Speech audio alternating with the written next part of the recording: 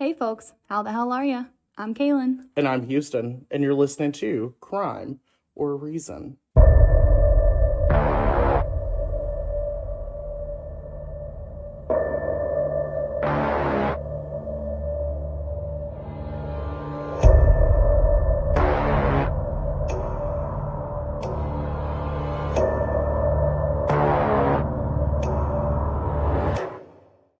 How are we doing today? We are doing just fine. This has been a good week for us. A real good week for We're us. feeling pretty good, feeling pretty productive. I'm very, very excited.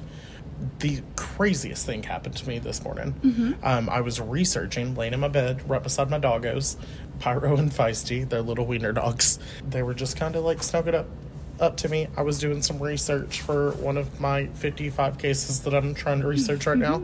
And all of a sudden, I've got my earphones in. I'm not paying attention to much. I'm just looking directly at my iPad. And then all of a sudden, I see something that looks like it flew off the top of my head and just flies to the corner of the wall. And it was like light. It was like a white light. Dudes, when I say that it freaked me the fuck out, my papa came hauling ass in because I was like, ah! Like just in complete panic. And and I still have no clue what it was. Oh, so my goodness. I sat with the TV on the rest of the night. I'm not the biggest fan of sitting in the pitch dark anyway. So yeah, I do tend to get a little spooked sometimes. It was a crazy time to say the least. So, but yeah, this has been a fun week for us. Not only have we been really getting into getting stuff together for our podcast and all that together, but Kaylin and I are in a complete different world outside of the true crime business in Color Guard. And the biggest competition of the year happened this past weekend. Yep. So it was a wild time. We've seen so many good shows. It's just been fun for all and all for fun, and it's a High School Musical up in here. So, but yeah, I guess we can go ahead and jump into it. We don't have too much to talk about today. Caitlin, are you ready? I don't think I am. I don't think you are either. I don't think I'm ready for this jelly. That is correct. Which is funny because when Caitlin pulled into her house today, she was definitely listening to Destiny's Child. She definitely was. At full capacity and full volume. So Jamming. Literally jamming. Yeah. Jelly and jam. Yeah. But yeah, it's going to be a fun time. I had a time with this case. I saw the case on a video, on a True Crime Daily video, I think, that showed up on my YouTube. And I was just like, okay, I'm going to do this case. And I was like, wow, this case is ripping my heart out. And then I got to the end and I was like, okay, there was some justice. But then I got a little switch-up-a-roo. A switch-up-a-roo at the end that made me ill. Like, I did not feel great after completely researching this case. I'm going to go ahead and say, like, right away that there is most definitely a trigger warning for suicide attempts, self-harm, and child murder. So, right out the gate, if this is not for you, you need to take it back, go to one of our other episodes. We completely dark. Yeah, we completely get it. But this case is it's a bit rough. This is the case of the murder of Elizabeth Olton, also known as the Alyssa Bustamante case. We'll start right out the gate. I'll give you some background on Alyssa. Okay. Alyssa Bustamante was born on January 28th, 1994. So she's like your age. Yeah. Yeah, like she is just a year older. And a year and like a few days. Yeah, so I mean, she is sitting in the age range of Kaylin and I. She was born in Cool County, Missouri, to parents Michelle Bustamante and Caesar Bustamante. She has 3 siblings, 2 twin brothers, and a younger sister named Emma. Michelle gave birth to Alyssa as a teenager, and Caesar was actually in jail at the time. She kind of grew up in a pretty tragic home, full of torment, according to like records and friends. Michelle was very financially unstable. She suffered from substance abuse and had some criminal charges against her. And then at one point, Caesar was also arrested for 3 counts of assault. And so for those assault charges, he was serving 10 years. And Caesar is her dad. Her father, yeah. She was mostly cared for by her grandmother, Karen Brooke. And when Alyssa was 7, this was before Emma was born, Karen became the legal guardian of Alyssa and her twin brothers. Alyssa began at an early age developing suicidal thoughts as well as violent thoughts. In 2007, Alyssa had taken a bottle of Tylenol in a suicide attempt, and during this attempt, she had also cut herself multiple times and carved the word hate into her arms. Oh my gosh. So at a very, very early age, she was like already experiencing some pretty detrimental thoughts, and she wasn't in the best living situation. Yeah. She had a lot put on her at an early age, and even when moving in with her grandmother, like, her grandmother was good to her, but she was carrying a lot of that baggage with her. Yeah. She ended up recovering from the attempt, and then she ended up spending a little stint in a psychiatric, or like under psychiatric care. There were some places that said that it was 10 days, and then other sources just said like a particular, that she just spent some time there, not a particular time. So possibly it was up to 10 days in psychiatric care.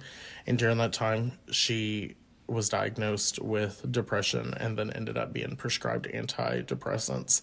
But she did still continue to self-harm herself. And some of her friends, she's got a friend that actually talked about the fact that, she was taking her medication, like during times they would be hanging out or whatnot, and she'd be like, hey, I have to go upstairs and take my meds. So she was taking the antidepressants, but we also know that antidepressants do tend to have side effects that aren't always great on the body, which we don't know if that was the case here, but I mean, that is something to consider. A friend of Alyssa, Jennifer Meyer, said that Alyssa actually told her at Alyssa's 15th birthday party, I wonder what it would be like to kill someone, to see the life drain out of someone, to have that type of power to take life from someone. She had also admitted to Jennifer that she had tried to hang herself when she was 11. At the age of 11, she had a suicide attempt. And this was actually before she had taken the bottle of medication for an attempt. I think she was 13 when that one happened, but she had admitted to Jennifer that she had actually had suicide attempts before that. And then she said, quote, I would have put a gun to my head if I had had one. And then she ended up showing Jennifer multiple suicide notes and multiple dark poems that she had written.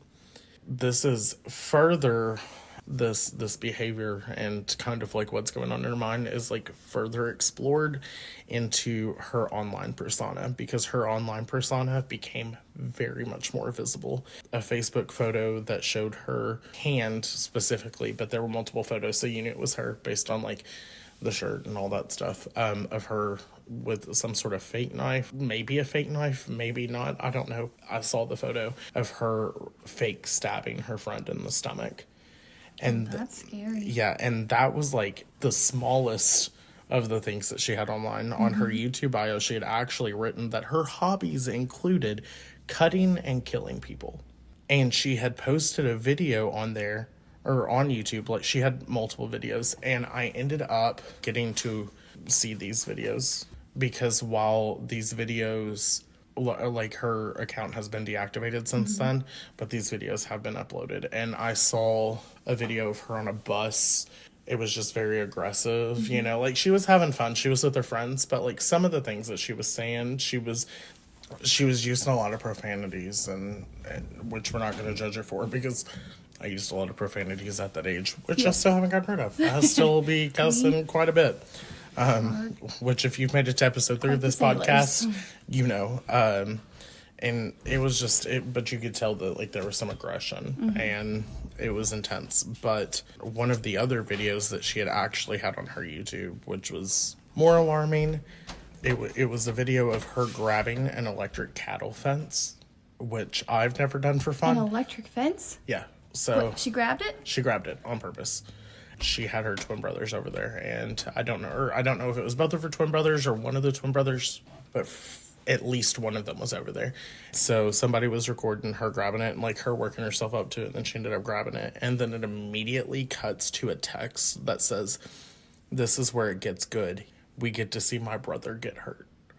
And then it immediately cuts to her urging her little brother to grab the fence. Oh no. And I've grabbed a fence that was made for horses, like the web, like they have squares. Yeah, yeah. And I grabbed onto it and immediately had to let go because Yeah. it hurt so bad. My uncle accidentally peed on an electric fence once. I could not imagine.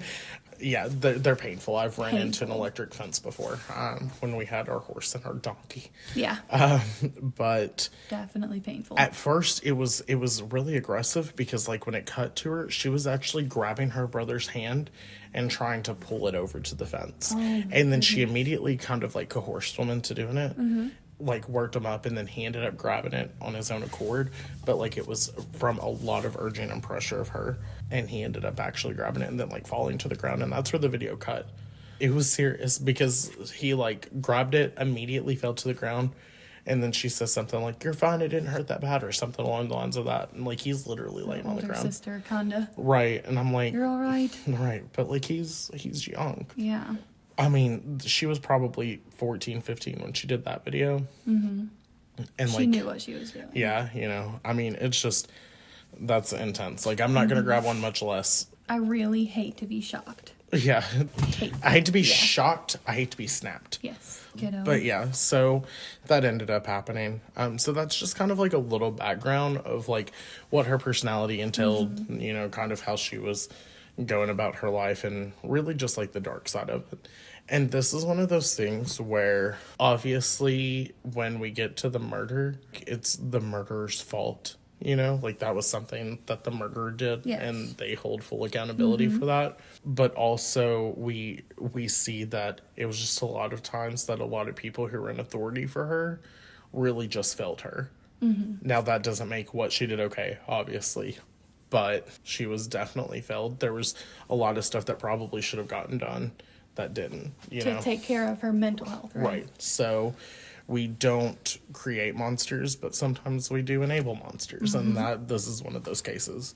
We are going to jump to October 21st, 2009. So Patty Price was at home in St. Martins, Missouri, with her children, Stephanie, Anthony, and Elizabeth. Elizabeth Oldton, who was the youngest, she was 9, was practicing her music and lines for a play that she was in at the school. 6-year-old Emma Bustamante, who is Alyssa's younger sister, her family lived a few houses down on the other side of the woods in the neighborhood. They kind of lived in like this curve of a road, and so even though she was only, I think it was like 4 houses down, she lived on one side of the curve, and the Bustamantes lived on the other side of the curve, and so there was like a wooded area there. Anyway, so Emma ended up knocking on the door and asked if Elizabeth could come play. Patty first said that that Elizabeth wasn't able to go play because Patty was cooking supper. But then both of the girls begged. We know how young girls are. Yeah. You know, I mean, Elizabeth is 9 and Emma's 6. So Patty ended up allowing her to go play. But she said that she had to be back in an hour, which would have had her back around 6 p.m. Patty said that Elizabeth was deathly afraid of the dark, and she knew that she would be back on time because of this. Like, she did not want to, want to be out after dark. Which I was that child, so yes, 100%. She ended up not showing up at 6 o'clock. So a little bit after 6, when she hadn't showed up, Patty ended up calling Emma's grandmother, Karen Brooks, who we learned earlier. As their legal guardian. Right. And Karen actually said that Elizabeth was never at their home. She was never actually at Karen's home. So Karen did not see her when she went and played with Emma. Patty, concerned, obviously, immediately called the police because she was like, she was not where she was supposed to be. That's enough for me. The police ended up going to Karen's home, and no one there in that house had seen Elizabeth, so they ended up calling volunteers and the fire department, as well as other police units, to come search. Patty actually said that by 10 o'clock, there were probably hundreds of people looking for her. That's amazing. Yeah, and we learned that this is a very small town, and we learned exactly how big that number is here in a little bit. A good community. Right. So they ended up doing a grid search, and they found nothing. Elizabeth had a cell phone. Patty kept calling it and calling it. Couldn't get a hold of her, so they ended up performing an emergency cell ping to pinpoint her exact location. Her phone ended up pinging 3 times in the woods, that wooded area in the neighborhood, before her phone ended up dying.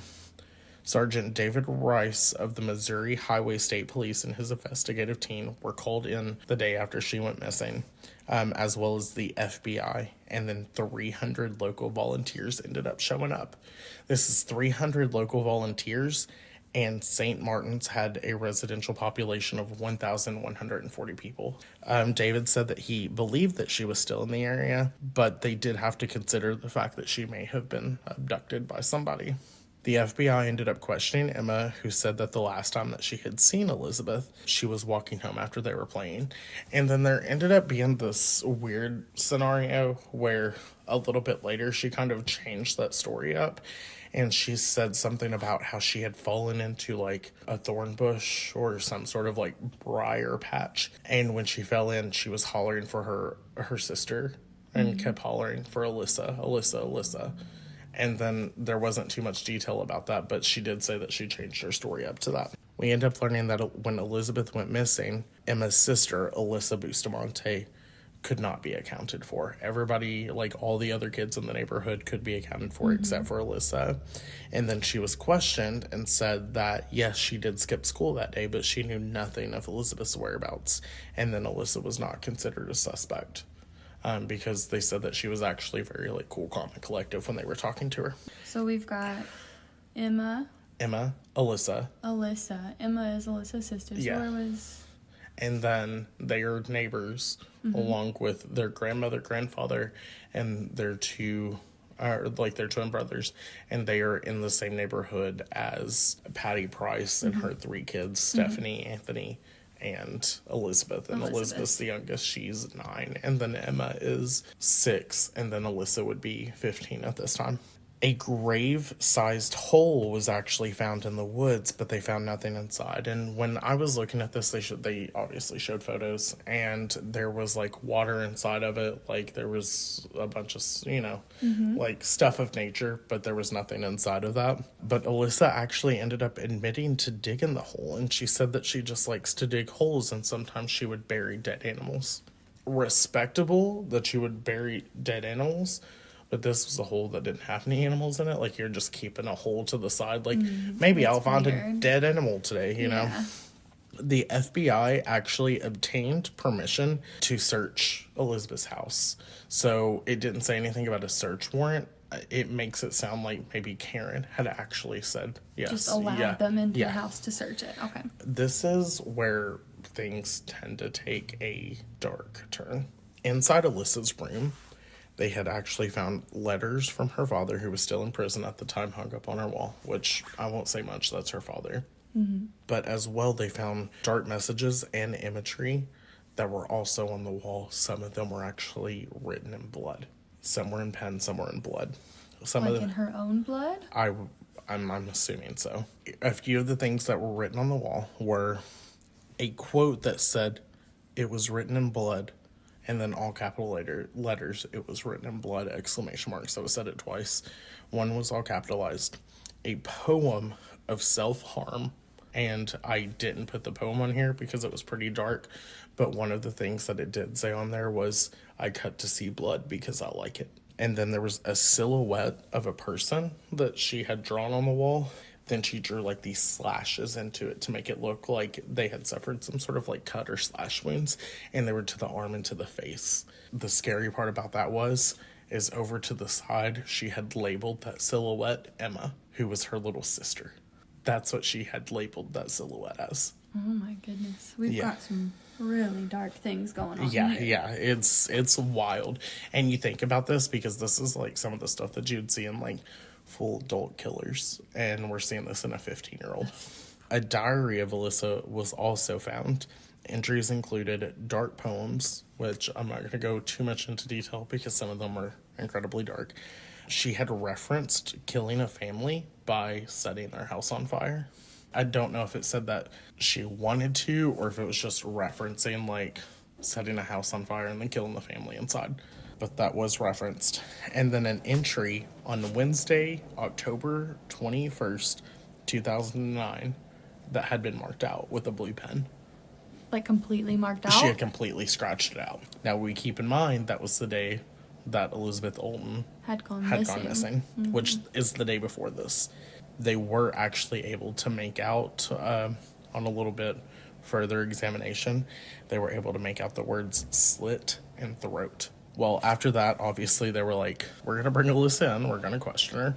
And so she ended up being questioned by David Rice. David used the silent method during the questioning, and this method refers to asking questions followed by complete silence to make the suspect feel uncomfortable and anxious. And so this kind of pushed her to be a little more sporadic and kind of a little bit crazier in her behavior and how she was answering things. He then says, we have your diary, pulls the diary out, sets it on the table, and then silence again. Alyssa ends up breaking, and then she states that she was walking with Elizabeth, and Elizabeth had fallen and hit her head and ended up dying. She said it was an accident. David then says to her, the autopsy will reveal everything. Just answer me this. Was her throat cut? And then Alyssa simply says, yes. I watched the video of this interview, and I'm going to be honest, interrogation videos, obviously I'm doing like a true crime podcast, and I love this kind of stuff, but interrogation videos really fuck me up. Oh yeah, they give me chills. Yeah, and so watching this, it was absolutely heart-wrenching because why did I just get emotional? I am so sorry. I've been over emotional Yeah. today, and whenever you were talking about the beginning part, I was I'm like, near it. am I gonna on the verge of tears. Right, I'm like, am I gonna sob right now? Maybe because it has to do with the grandmother, and I just love my grandmother so Like, damn much. grandmothers and kids. Yeah. So, but it was so hard to watch because he ends up asking her if Elizabeth's throat was cut, and she says yes. And because she's underage, her legal guardian had to be in there, which is her grandmother. And you could just tell that her grandmother absolutely tried her hardest to raise these kids. And the moment that she said that and she realized what was going on, her grandmother just lost it. She broke down. She was screaming. She was crying. One of the detectives ended up saying to the other one, like, can you please get her out of here before we can continue this? Like, it was so heart-wrenching because you knew at that moment, Karen Brooks knew exactly what Alyssa had done. And her heart was broken. Yeah. And, like, I get that. I get her reaction, but there's no way that I could comprehend. Because, like I said, Karen she did the most that she could for these kids. Right. Just like a grandmother would. Yeah. How many grandmothers do you know that wouldn't? After she said all that, she ended up admitting that she had, and this is where it gets twisted to think a 15-year-old thought of this. She admitted that she had used Emma, her 6-year-old sister, to get Elizabeth out of her home to come outside. She used her 6-year-old sister to do that. And when Emma and Elizabeth had made it to Alyssa told Emma to go home. She then took Elizabeth by her hand and walked her deep into the woods. And the whole time she was saying, I've got something for you. I've got a surprise for you. Not too much further. I've got something for you. She ended up the whole time holding her hand and saying this to her, taking her to a shallow grave in the woods by their home. She strangled her, stabbed her multiple times in the chest, and then slit her throat. This girl is 15. You're pulling me down. I told you. Yeah. Alyssa then took the police officers to where Elizabeth was buried. In the video that I watched, the police officer was doing an interview with, obviously, a reporter. And they both walked back down that path. And he said once he got down there, even though it was hard for them to to see it before, she had pointed it out. And he was like, yeah, I see it. They said that because it had been a couple days at that point, that parts of her feet and stuff like that were starting to stick out the ground. They said that her body was probably only buried 3 inches below the soil line. Shortly after that, they were able to analyze the last entry in Alyssa's diary.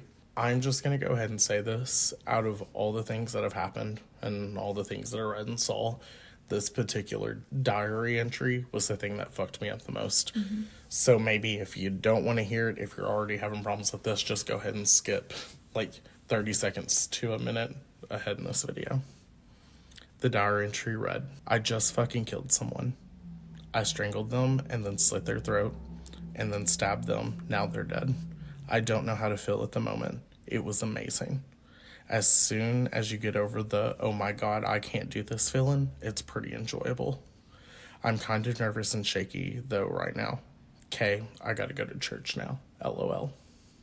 I'm not gonna lie. I read that, and while I was doing the case, and like I said, I listen to true crime videos all the time, or watch true crime videos all the time. I listen to true crime podcasts all the time. I watch this stuff like True Crime Daily and stuff like that all the time. But nauseous. And that was the moment when I got so sick to my stomach, I just had like a single tear moment like down my face. I was like, this is repulsive to me, and it broke my heart. Because again, I'm not sympathetic to the murderer, but she's only 15. I'm not going to sympathize with her. She made the choice. But again, we didn't create the monster, but we enabled it in this scenario. It was allowed to get this bad. Yeah. There were signs. And then to just think that, because the moment that I read that, I thought back to, I thought about the fact that Alyssa so carelessly was just like so nonchalant about it, like, yeah, I just fucking killed somebody, ha ha ha, right, LOL. I'm gonna go to church now. And then thinking about the fact, like, I was thinking that she felt like that, but then thinking about the fact that how Patty Price was thinking, I almost didn't let my daughter go out and play that day, and like how awful she must feel. And that just, it wrecked me. Well, this is where the murder portion ends, and we are going to move into the trial. I don't have much on the trial. Just the trial was no greater than any other trial. You know, it was just like how a trial goes. There were some discrepancies that happened. I'm sure they kept it under wraps because she was so young. Right, too. and you know, at that point, which by the time that the trial started, this was 2012, so she was 18, pushing into 19 when the trial happened. Was certified to be tried as an adult due to the fact that she was digging the grave days before, and due to having her sister lure Elizabeth from her home. It was considered premeditated, and so she was going to be charged with first degree. Let me say, they said that there were two graves, and we learned that. There was the grave that she was dug in, and the grave that they didn't find anything in. And while I'm not going to base anything in fact if it's not in fact, they did speculate because of her mistreatment of her siblings.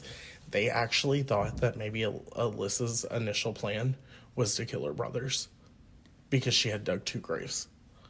Wow. Yeah. I was going to say maybe it was that she planned to kill both the girls, her sister and they thought that because of, you end up learning that she was heavily, almost abusive. well, no, very much abusive, Very but she was abusive. heavily intrigued in the physical brutality of her brothers. Like, she was very mistreating of them. Well, But she you had can also see in the video, encouraged that right?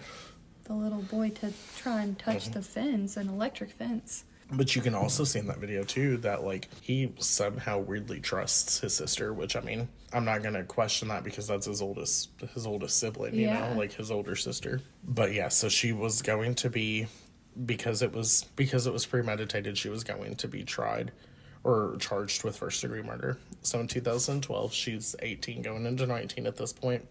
The trial happens, and we end up finding out that the defense lawyers, the defense team, actually requested for Alyssa's confession to be thrown out because under a Missouri law, she was asked questions that were considered unconstitutional for a minor to be asked, and the judge agreed. So they threw out Alyssa's confession. Oh. With this, there was a new Missouri law that was in the works that was going to keep minors from being sentenced to life without parole. And that was kind of going on, so they were going to have to make everything happen quickly. Let me say, I do agree with that. I think that a child who commits some sort of murder or atrocious crime at a young age should not be sentenced to life without parole, because we have to consider the fact that they're so young that rehabilitation can happen. Yeah. Now, before we get into the last part, I do want to make that note. I do agree with that, but I also think that there needs to be a very aggressive, there needs to be a stint of time served, and then some kind of aggressive, some sort of rehabilitation. Yes, that they need to. And we actually learned that the reason, or one of the things that went into her being tried as an adult, was the fact that the lawyers were actually afraid of her being in a juvenile system because they thought that she was going to hurt somebody else. And while she was being held before trial, they had to keep her nails trimmed because she was using them to cut herself. She's obviously very mentally and psychologically disturbed. And at that point, I think that she could probably maybe be rehabilitated, but it was going to take a lot. Like, it's not just going to take like a 10, 15 year sentence. It would be a long process. Yeah. In order to help her. Right. Now, because of this law and because of the fact that Alyssa's confession had been thrown out, the prosecution team ended up offering a plea deal. And Alyssa ended up taking that plea deal, which was life with the possibility of parole plus 30 years for armed criminal action. She was going to get life plus 30 years. Now, she had the possibility of parole, which would have made her eligible for parole in 2044, which would have been 35 years and 5 months served. I think for the crime, that's perfect, because she was being charged with first-degree murder. And then she ended up taking a plea deal and was able to plead guilty to second-degree murder. So that, I think, is perfect. That would have put her out by the time that she was 50. And I know that's a lot of her life. But at the age of 15, she dug graves 5 days before murdering a 9-year-old. And then convinced her 6-year-old sister to lure her out. Like, she knew what she wanted to do. She knew her intentions. Right. I just cannot see somebody, even at the age of 15, being rehabilitated by the time that they're 30 or the time they're 35. Like, that's going to take some time. This is where, for the longest time, the story ended. Had we done this podcast 2 years ago, that's where I would have ended the story. However, a new bill passed in 2021, last year in Missouri.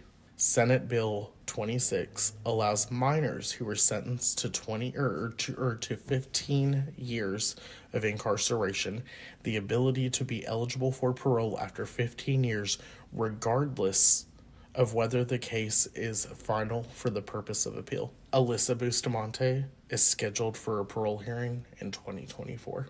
In 2 years, she is going to be able for a parole hearing to see if she can get out. Full trial to see if she can get out. Oh my goodness. And if they're going to do that, that's all fine and dandy.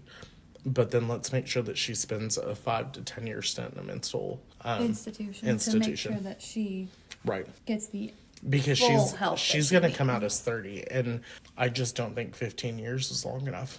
Because not only was it only 15 years, but the first 6 of that, she was under 21. Your full frontal lobe doesn't develop until you're 21. That means she will have only spent 9 years after her full frontal lobe has developed.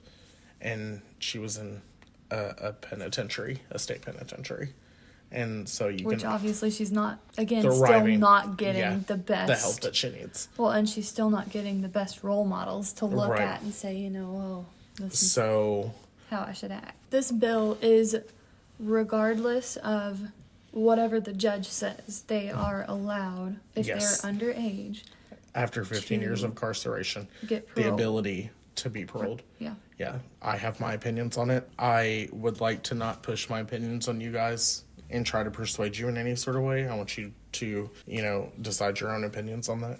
But with that being said, I find this so poor, but there is a petition on change.org to have this appealed, and the link to this petition will be in our show notes, because I do find it just so I just can't fathom her being out in 2 years.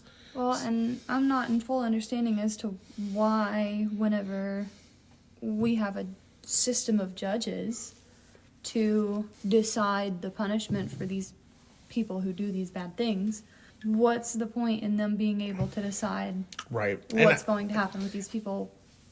And again, we also have to consider the fact that it's just a parole hearing. It doesn't mean she's going to get paroled. It doesn't mean she's going to get paroled. But the fact that that's open to her. Yeah.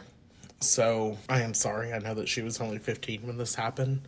And I think, like I said, people can be rehabilitated. Everybody gets a second chance. But considering this case and everything that I researched about it, I don't feel comfortable with it.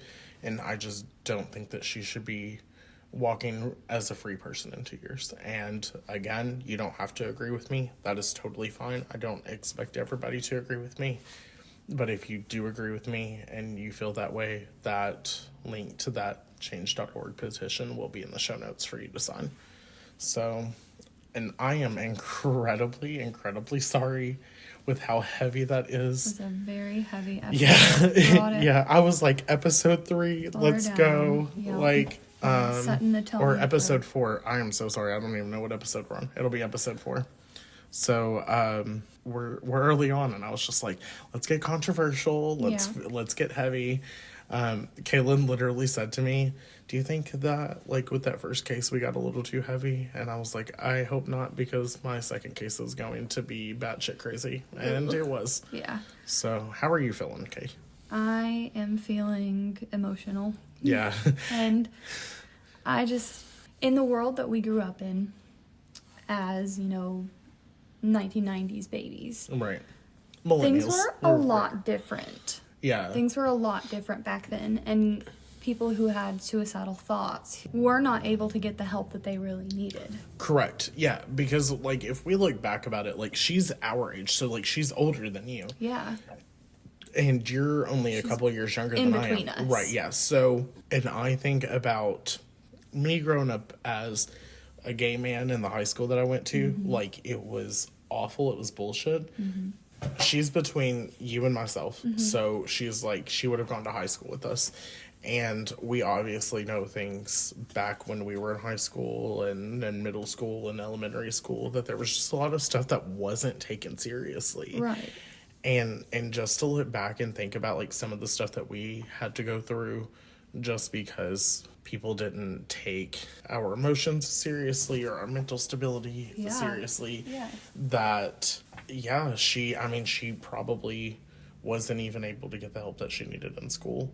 And again, we don't create monsters, but we enable them. And the way that she grew up triggered a monster. That does not take away any of the fault on her. She decided one day she was going to kill her 9-year-old neighbor, and that's on her. And that judgment was placed on her. But us as a society, especially considering that time, because she's 15, I would have been 17 at the time. This would have been 2000, like in the late 2000s. We obviously know it was in 2009. There's a good chance she was not getting the help that she needed. Yeah. I think back to, like, that high school time and how there's just so many issues that we all face in high school already, and, all of the different things going on in our lives. And right. I mean, like you said, she obviously had some issues growing up beforehand too, with her mom and her father, and her having to live with her grandmother, that kind of stuff probably. But if we're being honest, I dealt with a lot of shit, and I grew up with my grandmother, and I didn't decide one day I was going to kill somebody. Yeah. And again, we are saying, like, obviously she had a rough time, but that's still not allowing you the permission to go and take somebody's life. I mean, you just people have hard times. People grow up in the worst situations.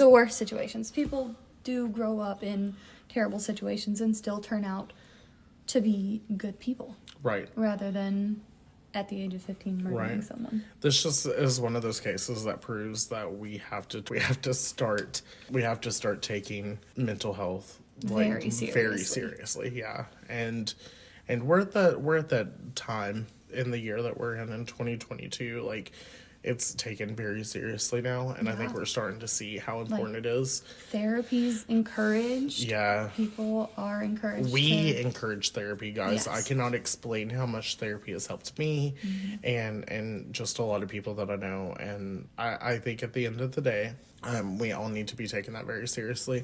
And we know that this turned into kind of like a crazy tangent, but it's something, it's somber. I feel like this is not the mood that you guys have had for the past, few times that you have gotten to engage with this.